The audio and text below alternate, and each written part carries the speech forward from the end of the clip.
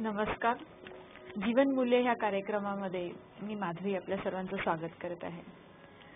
आपण मागच्या अनेक सत्रांपासून भावना ह्या विषयावर खूप अशा विषयांवर ह्या चर्चा केलेल्या आहेत आणि सकारात्मक भावना ह्या विषयाला मागच्या सत्रापासून आपण सुरुवात केलेली आहे.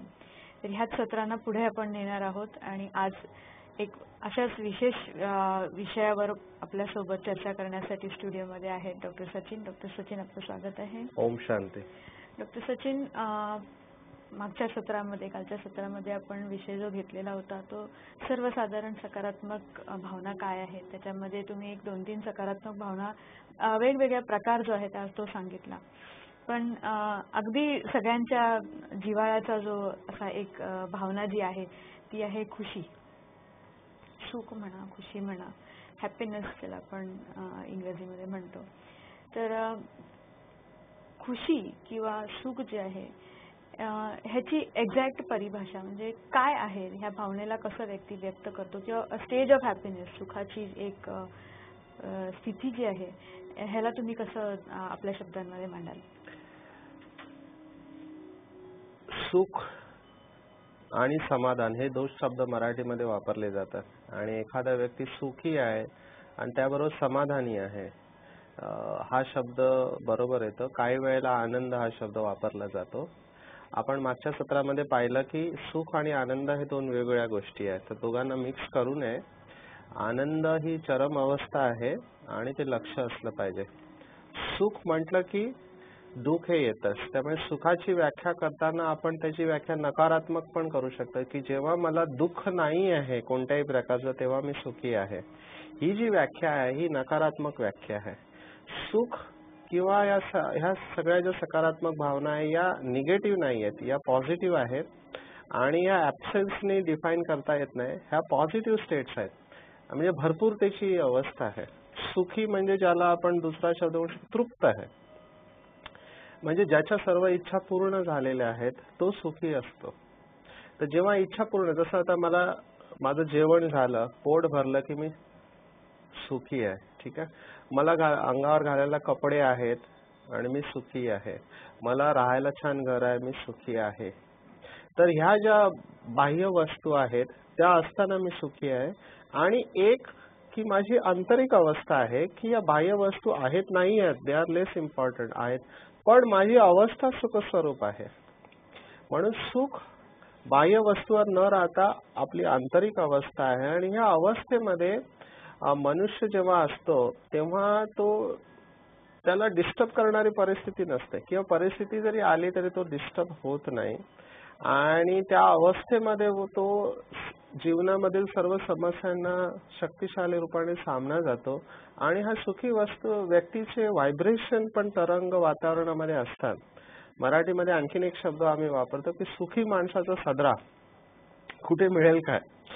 तर सुखी माणसाचा सदरा कदाचित मला असं वाटतं असं याच्यासाठी बोलत असेल की त्याच्या कपड्यामध्ये पण ते सुखाचे व्हायब्रेशन असतं. तर ते व्हायब्रेशन आपल्याद्वारे, आपल्या कपड्याद्वारे आपल्या वस्तूंमध्ये पण जातात आणि आपल्या चारीबाजूच्या वातावरणात जातात. तर सुखी माणूस जेव्हा एक व्यक्ती सुखी असतो तो आपल्याबरोबर आपल्या सर्वांना सुखी देतो. असं म्हणतात की happiness shared is happiness doubled. तर हॅपीनेस हे एक व्हायब्रेशन आहे, हे त्या व्यक्तीपासून निरंतर निघत असतं आणि त्याच्याद्वारे त्या व्यक्तीला आणि दुसऱ्यांना देखील त्याचा अनुभव होत असतो. तुम्ही आता म्हटलात की एक आंतरिक अवस्था असते, एक बाह्य अवस्था असते. पण बरेचदा आपण पाहतो की लोक जी आहेत ती सुखाला जे शोधतात तर ते बाहेरच जास्त शोधतात. एकतर कोणत्या तरी व्यक्तीमध्ये सुख शोधायला जातात किंवा मग वस्तूमध्ये शोधायला जातात. तर तुमचं काय म्हणणं आहे ह्या बाबतीत की सुख बाहेरून मिळतं जास्त का आत जास्त असतं? फार महत्वाचा प्रश्न आहे. जर ह्या प्रश्नाला आपण समजलं तर आपल्या जीवनातल्या भरपूर समस्यांचं आपण समाधान प्राप्त करू शकतो. जसं मी पुन्हा सांगितलं, आपण मागच्या सर्व सत्रामध्ये बघितलं की ह्या सर्व ज्या सकारात्मक किंवा नकारात्मक भावना आहेत या आतून बाहेर जातात. डेफिनेटली त्याला एक ट्रिगर बाहेर आपल्याला असतो ठीक आहे ना, किंवा भरपूर लोक असा विचार करतात, तर संपूर्ण एका व्यक्तीचं आयुष्य बघितलं आपण की लहान मुलं असतात ते विचार करतात की आम्हाला काय इंडिपेंडन्स नाही, सगळे मोठे बोलतील त्यांच्यासारखंच आम्हाला वागावं लागतं, तर मी केव्हा मोठा होणार. तर जो प्रायमरी वाला असतो तो म्हणतो मी सेकंडरी मध्ये गेल्यावर मी सुखी होणार, मी मोठा झालो. किंवा सेकंडरी वाला म्हणतो मी कॉलेजमध्ये गेल्यावर, हायर सेकंडरी मध्ये गेल्यावर मी सुखी होणार. कॉलेजवाला म्हणतो मी युनिव्हर्सिटीला गेल्यावर सुखी होईन. युनिव्हर्सिटीवाला बोललो की मला जॉब मिळाल्यावर मी सुखी होईन. नंतर म्हणतो माझं लग्न झाल्यावर, घर असलं, माझ्याकडे गाडी असली, किंवा फलाना माझी मुलं मग सेटल झाली, तेव्हा मी सुखी होईन. जर तुम्ही पूर्ण आयुष्य बघितलं तर मनुष्य हॅपीनेसला पोस्टपोन करत असतो. आणि दुसरं की तो सुख शोधत असतो की सुख म्हणजे बाहेर कुठेतरी आहे. इथे मी सांगू इच्छितो की सुख किंवा समाधान किंवा हॅपीनेस हे बाह्य वस्तूंवर डेफिनेटली अवलंबून नाही आहे, ही एक मनाची अवस्था आहे. आणि हॅपीनेस ही एक जर्नी आहे, ही एक यात्रा आहे. जर आपण समजा आज आपण मुंबईत आहोत, मुंबईवरून मला दिल्लीला जायचं असेल तर दिल्लीला जाणं माझं लक्ष आहे, पण दिल्लीला गेल्यावर मी सुखी होईन गरज नाही, मी दिल्लीला जाता जाता सुखामध्ये जाऊ शकतो ना. तर लोक असं ठरवतात की हे सगळं झाल्यावर मी सुखी होईल, तोपर्यंत भरपूर वेळ निघून गेलेला असतो. इंग्रजीमध्ये आम्ही असं म्हणतो तर only place where you can be happy is this place and only time to be happy is now. जेव्हा तुम्ही क्षणामध्ये जगायला शिकता तेव्हा तुम्ही या सुखाचा अनुभव घेऊ शकता. तर क्षणाला सुखाचा अनुभव घ्यायचा असतो आणि हे सुख बाह्य गोष्टीवर डेफिनेटली अवलंबून नाही. का मी असं म्हणतो, यस बाह्य गोष्टी पाहिजेत आपल्याला, पण लोकांनी सुविधा आणि सुख या दोघांना मिक्स केलेलं आहे. सुविधा आणि सुखाचं काही कनेक्शन नाहीये. जर सुविधांमध्ये सुख असतं तर ज्यांच्याकडे सगळ्यात जास्त सुविधा आहे ते सगळ्यात सुखी मनुष्य असले असते, पण असं नाहीये. आणि ज्यांच्याकडे सुविधा नाही आहेत ते सुखी नसते, पण असं पण नाहीये.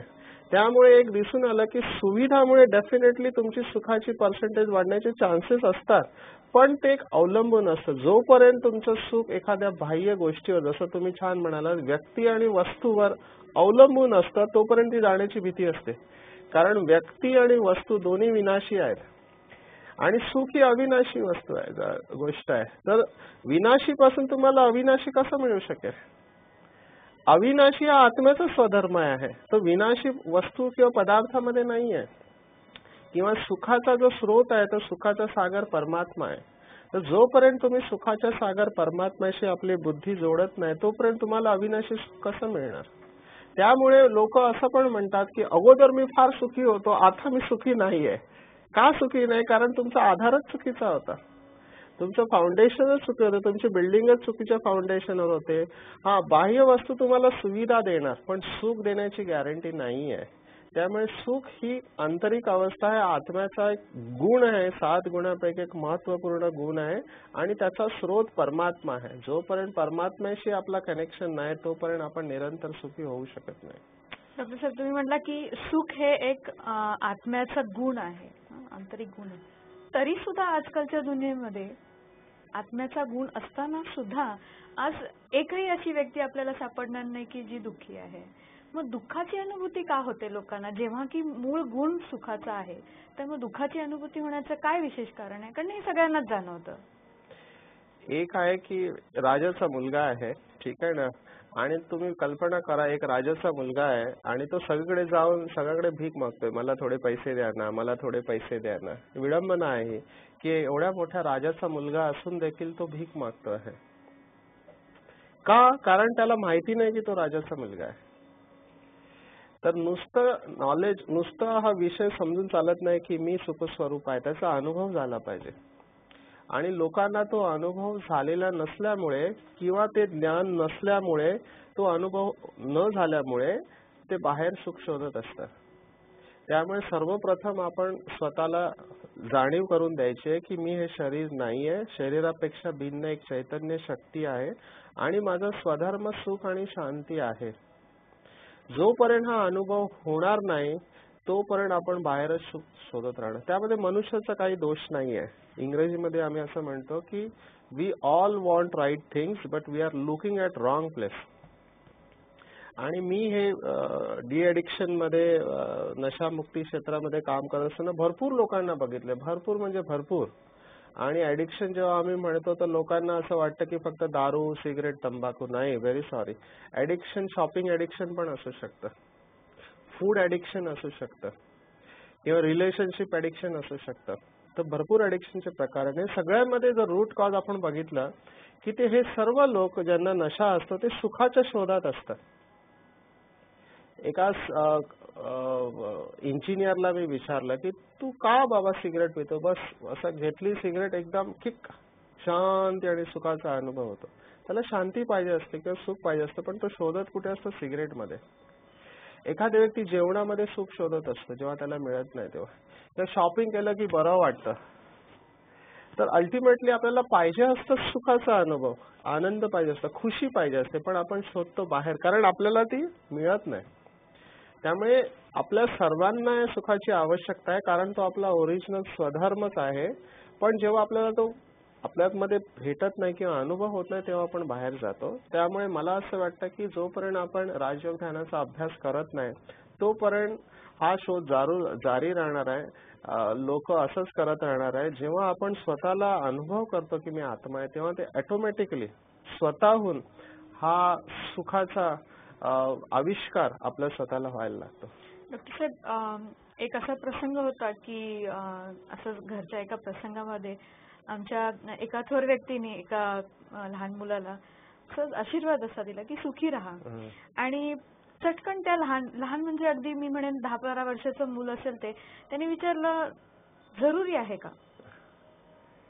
आता हाच प्रश्न मला तुम्हाला विचारायचा आहे. एक डॉक्टर म्हणून खरंच एखाद्या व्यक्तीला सुखी राहणं किती जरुरी आहे? मानसिकरित्या, शारीरिकरित्या किंवा मग अगदी सामाजिकरित्या जरी तुम्ही आम्हाला हे सांगितलं तर फार बरं होईल की सुखी राहणं. कारण जसं आता तुम्ही म्हटलात की बाह्य वस्तूंवरच आपण सुख शोधत असतो आणि आंतरिक सुखाची लोकांना अजूनही जाणीव होत नाहीये. तर ह्या सुखाची कितपत गरज आहे आजच्या वेळेप्रमाणे, ह्याच्याबद्दल थोडीशी माहिती आम्हाला द्या. फार छान आणि फार क्लिष्ट प्रश्न आहे असं मी म्हणेन. फार सूक्ष्म प्रश्न आहे. काय होतं, आमच्याकडे भरपूर पालक येतात, मुलांना घेऊन येतात. तर त्यांचं वजन वाढलेलं असतं किंवा आणखीन त्यांना प्रॉब्लेम असतात. तर मी त्यांना म्हणतो की यांना तुम्ही चांगलं जेवण का नाही देत? तर ते म्हणतात काय करू, किती यांना सांगतो, ह्यांना बाहेरचंच जेवण आवडतं, वडापाव, भजीपाव किंवा पिझ्झा, आणि त्यांना पालेभाजी नको असते किंवा आईच्या हातचं जेवण नको असतं. त्याचं कारण काय आहे? सवयीचा भाग आहे तो. आपल्याला एवढं सवय झालेली आहे दुःखाची की सुख आलं तर काहीतरी चुकल्यासारखं वाटतं. एकदा मी सेशन घेत होतो तर एका व्यक्तीने फार सुंदर तो म्हणाला की टेंशन की आदत हो गई इस कदर की टेंशन आता है टेंशन के ना होने पर. आज टेन्शनचं कारण काही आहेच नाही, त्याचं पण टेन्शन आलं. त्यामुळे आपल्याला दुःखाची सवय झाल्यामुळे सुखाचं महत्व कळतं आणि आपण त्यालाच जीवन समजून जगायला लागतो. हा एक महत्वाचा घटक त्या मुलामध्ये असू शकेल की सुखी राहणं गरजेचं आहे का. आता आपण वैद्यकशास्त्र आपण स्लाइड मध्ये बघतो आहे. लोकांनी याच्यावर स्टडी पण केलेले आहे डॉक्टर्सने आणि बघितलंय की जे लोक आनंदी असतात त्यांच्या शरीरामध्ये सकारात्मक चेंजेस होतात. तर जे लोक प्रसन्न असतात, खुश असतात, त्यांच्यामध्ये बघितलंय की जे तणावाचे हार्मोन असतात ते कमी होतात आणि नॅचरल किलर्स आहेत, कॉर्टिसॉल कमी होतं आणि नॅचरल किलर प्रतिकारक शक्ती आपली वाढते आणि त्यांचं आयुष्यमान जास्त असतं जे सुखी आणि आनंदी असतात सर्वसाधारणपणे. आणि असं पण बघितलं की जेव्हा एखाद्या व्यक्तीला कॅन्सर होतो आणि त्या कॅन्सरवाली व्यक्ती जर ती आनंदी नसेल, सुखी नसेल तर ती लवकर शरीर सोडते. त्यामुळे सुखाचा आणि जीवनाचा फार घनिष्ठ संबंध आहे. सुखाचा आपल्या शरीरावर आणि मनावर पण डेफिनेटली असर पडतो. हॅपीनेस, जेवढे तुम्ही हॅपी असाल, समाधानी असाल, तेवढा तुमच्या कार्य करण्याची क्षमता देखील वाढते आणि तुम्ही परिस्थितीला सामोरे चांगल्या प्रकारे जाऊ शकता. त्यामुळे yes, happiness is very important आणि शरीर आणि मनावर फक्त त्याचा पॉझिटिव्ह इफेक्ट पडतो. फक्त आता आम्हाला त्याचा एक्सपिरियन्स नाहीये त्यामुळे आम्ही त्याला जसं त्या मुलाने सांगितलं निगेट करतो की नाही आहे, गरज आहे की नाही. पण एकदा त्याचा तुम्हाला टेस्ट घेतली तुम्ही तर आपोआप हे बाकीचे निगेटिव्ह अनुभव कमी व्हायला लागतात. असा आमचा अनुभव आहे. डॉक्टर साहेब, बरेचदा हाही प्रश्न कधी कधी उठतो की निरंतर सुखी राहण्याचा किंवा सुखाची अनुभूती करण्याचा जे काही प्रोसेस आहे ही एखाद्या व्यक्तीमध्ये कोणत्या पद्धतीने निर्माण होऊ शकते? कारण सुख आज मिळालं उद्या नाही किंवा एका क्षणाला आहे आणि दुसऱ्या क्षणाला नाही, आणि कधी कधी तर दुसरा क्षण जो असतो त्याची तीव्रता कदाचित नकारात्मक इतकी असते की तो जो एक क्षण सुखाचा मिळालेला असतो त्याच्यावरही तो अगदी पाणी म्हणतो की नाही पाणी टाकून जातो.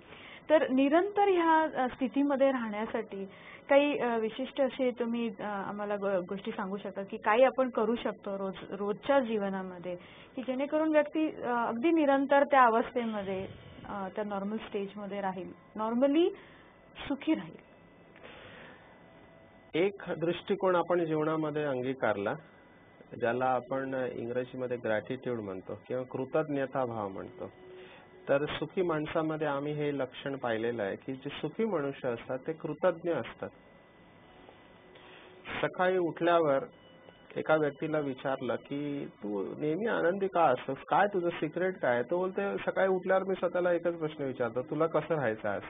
सुखी राहायचं दुःखी राहायचं? तो बोलतो यस मला फक्त सुखी राहायचं. सकाळीच निर्णय करून टाकतो काही होते दिवसभर मी सुखी राहणार. तर ह्या लोकांकडे एक दृष्टिकोन असतो आणि हा दृष्टिकोन आहे की जे काही घडलेलं आपल्या बरोबर चांगलं त्याचं ते चिंतन करतात आणि ते सगळ्यांना त्यांची जी आम्ही इंग्रजीमध्ये असं म्हणतो एक शब्दाची प्रार्थना आहे, थँक्यू. प्रत्येक क्षणाला ते थँक्यू म्हणत असतात की परमात्मा शुक्रिया, सकाळी उठल्या उठल्या मी जिवंत आहे तर मला कळलं. कारण भरपूर लोक झोपेमध्ये जातात तर सकाळी उठल्यावर पहिलं परमात्माला गुड मॉर्निंग करून त्याला थँक्यू म्हणतात, त्याच्याशी बोलतात, संवाद साधतात आणि आतापर्यंत आपल्या जीवनामध्ये जे जे काही चांगल्या घटना घडल्या आहेत त्याच्याबद्दल त्याला थँक्स देतात. तुमचे डोळे चांगले आहेत, तुम्ही बघू शकता, तुम्हाला ऐकायला येतं, तुम्ही बोलू शकता, तुम्हाला दात आहेत. आपण ह्या सगळ्या गोष्टी गृहीत धरून चालतो. जोपर्यंत ह्या गोष्टी आहेत तोपर्यंत आपल्याला जेव्हा ते जातात तेव्हा आपल्याला त्याचं महत्त्व कळतं की दात नसल्याने किती त्रास, दात दुखल्याने देखील किती त्रास होऊ शकतो. मला दोन्ही हात आहेत, दोन्ही पाय आहेत, मला भूक लागते. ह्या गोष्टी ज्या आपण गृहीत धरून चालतो ह्या सुखी माणसा त्याच्याबद्दल कृतज्ञ असतात. माझ्या डोक्यावर केस आहेत, आता हे दुःख त्यालाच कळणार की ज्याच्या डोक्यावर केस नाही आहेत. तर ह्या छोट्या छोट्या गोष्टी ज्या आपल्याकडे आहेत आपण त्याला जे गृहीत धरून चालतो तर आम्ही पाहिलं की जे सुखी माणसं असतात ह्याच्याबद्दल पण ते कृतज्ञ असतात.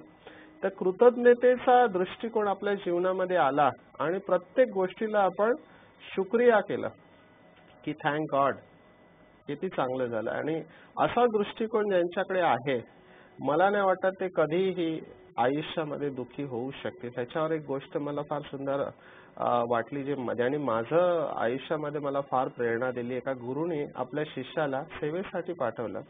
जाण्यापूर्वी त्याला विचारलं की तू तिथे जाऊ शकशील का, कारण त्या गावातले लोक फार निगेटिव्ह आहेत, कोणताही असा संत महात्मा आलाय तर त्याला फार त्रास देतात, तू जाऊ शकशील काय, तू तिथे राहू शकशील काय, तिने तुला शिव्या देतात, शिव्या दिल्या तर तू काय करशील, जे तुझा अपमान केला. तर म्हणून मी त्यांना धन्यवाद देईन की त्यांनी फक्त शिव्या दिला, मारलं तर नाही ना मला.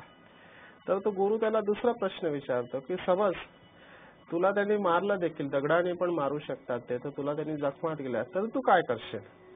तर तो पुन्हा शिष्य म्हणाला की मी पुन्हा धन्यवाद देईल की त्यांनी मला फक्त दगडाने मारलं, जीवेनिशी तर नाही ना मारलं, ठार तर नाही ना मारलं.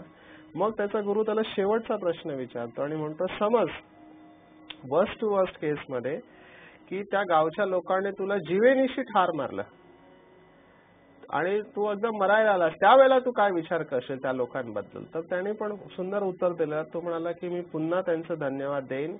कदाचित या आयुष्यामध्ये मला पुढे मोठे आजार झाले असते, कॅन्सर किंवा आणखीन काय, ज्याच्यामुळे मला भरपूर त्रास सहन करावा लागला असता, तर ह्या लोकांनी मला त्याच्यापासून मुक्ती दिलेली आहे, तर मी त्यांचं पुन्हा धन्यवाद म्हणे. आणि त्यावेळेला तो गुरु म्हणतो तू जा, तो विश्वावर कुठेही जाऊन धर्म प्रसार करू शकतो, तुला कोणीही रोखू शकत नाही. असा ऍटिट्यूड जर आपला असेल तर ह्या व्यक्तीला कोणी डिस्टर्ब करू शकत नाहीये. तर हा जो ऍटिट्यूड आहे धन्यवाद देण्याचा, आम्ही बघितलंय की ह्या लोकांमध्ये कशी शक्ती आहे ते माहित नाही, पण ह्या लोकांनी ह्या ऍटिट्यूडला इतकं पक्क केलेलं आहे. आपल्या महाराष्ट्रामध्येच मी लहानपणापासून ऐकतोय, महाराष्ट्रामध्ये हा ऍटिट्यूड आपल्या घराघरात आहे, फक्त आपण त्याला विसरलेलो आहे. एखादा मुलगा मी बघितला घरामध्ये, लहान मुलगा किंवा मोठा, तो खेळता खेळता पडला तर घरातल्यांना मी बघितलंय बोलताना, त्याला अरे काय मिळालं तुला, पडला हे नाही म्हणत आहे, मिळालं काय तुला. आता हे फार सुंदर आहे फिलॉसॉफी, जर तुम्ही याच्या गुह्यतेमध्ये गेलात. जर मी त्याला म्हणलं अरे पडलात कसं काय, तुला एवढं कळत नाही, तर त्याची निगेटिव्ह फाय मिळते. पण त्याला काय मिळालं असं म्हटलं की त्याचा एकदम दृष्टिकोन बदलला. तर पडण्यामध्ये सुद्धा काय मिळू शकतं, हा जो दृष्टिकोन आहे हा सुखी माणसामध्ये समाव त्याच्यामध्ये तो इनबिल्ट असतो किंवा त्यांनी तो डेव्हलप केलेला असतो अभ्यासाने. तर हा दृष्टिकोन जर आपण आपल्या जीवनामध्ये ठेवला तर आपण सुखाची पर्सेंटेज आपल्या आयुष्यामध्ये ती वाढवू शकतो. तर नियमितपणे ह्याचा अभ्यास करणं जरुरी आहे. सकाळी उठल्यानंतर आणि रात्री झोपण्यापूर्वी आणि दिवसभरामध्ये पण जेव्हा जेव्हा तुमच्या जीवनामध्ये असा प्रसंग येईल तर प्रत्येक गोष्टीमध्ये चांगलं काय घडलेलं आहे आणि तुम्हाला त्याचा फायदा काय झालेला आहे ह्याचा पण जर तुम्ही चिंतन केलं तर तुम्ही निरंतर सुखाकडे वाटचाल करू शकता, असा आमचा अनुभव आहे. डॉक्टर साहेब, वेळेअभावी आपण हा सत्र इथेच थांबवत आहोत, परंतु सुखावर, खुशीवर आम्हाला अजूनही काही प्रश्न तुम्हाला विचारायचे आहेत. तर दर्शको, तुम्ही आता पाहिलं की सुख जे आपण फारदा बाहेर शोधत असतो, तर ते कसं आतमध्येच आहे, त्याच्यासाठी कोणत्या पद्धतीची आपली वृत्ती आपल्याला तयार करायची आहे ह्याच्याबद्दल आपल्याला डॉक्टर सचिन यांनी खूप चांगली माहिती दिलेली आहे. या संदर्भात अधिक माहिती तुम्हाला हवी असल्यास नजीकच्या कोणत्याही ब्रह्मकुमारी सेवा केंद्रावर तुम्ही नक्कीच भेट देऊ शकता किंवा आमची जी वेबसाईट आहे www.bkmarathi.com ह्या वेबसाईट